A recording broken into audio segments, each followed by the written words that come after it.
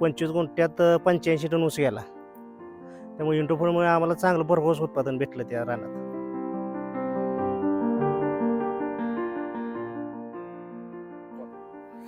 माझं नाव अप्पासाहेब बापूराव पिसाळ, राहणार चोराडे, तालुका खटाव, जिल्हा सातारा.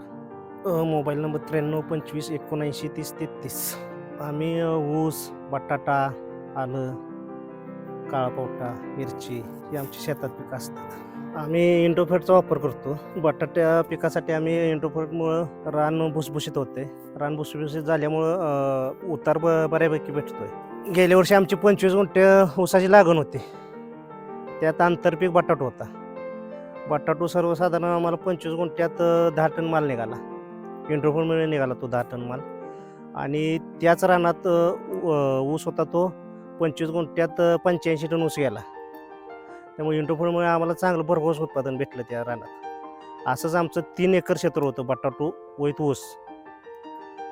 तर 3 एकरात आम्हाला सर्वसाधारण 450 टनपर्यंत ऊस गेला आणि बटाटो सर्वसाधारण 28-29 टन निघाला आम्हाला. इंडोफोडमुळे आम्हाला खर्च कमी लागला, बटाटोला पण ऊसाला पण.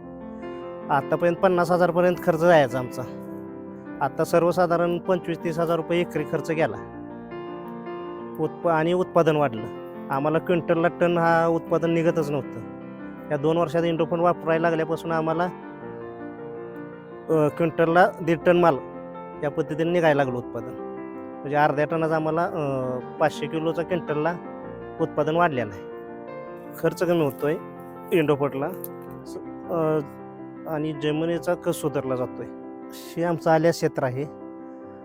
सर्वसाधारण हे 25 एप्रिलला लागण केलेलं आहे. हे रान 1 एकर आहे आल्याचं. आणि आलं लावल्यानंतर एक 4 ते 5 दिवसांना आम्ही ह्याला भर दिली. भर देताना इंडोफोडचं एकरी सर्वसाधारण 10 ते 12 पोती वापरलेत. महाराष्ट्रातल्या शेतकऱ्यांनी इंडोफोड हे वापरलंच पाहिजे. इंडोफोडमुळे रासायनिक खताचा वापर खर्च कमी वाटतोय. प्लस मळी, शेणखत याचाही वापर कमी केला तरी चालतोय.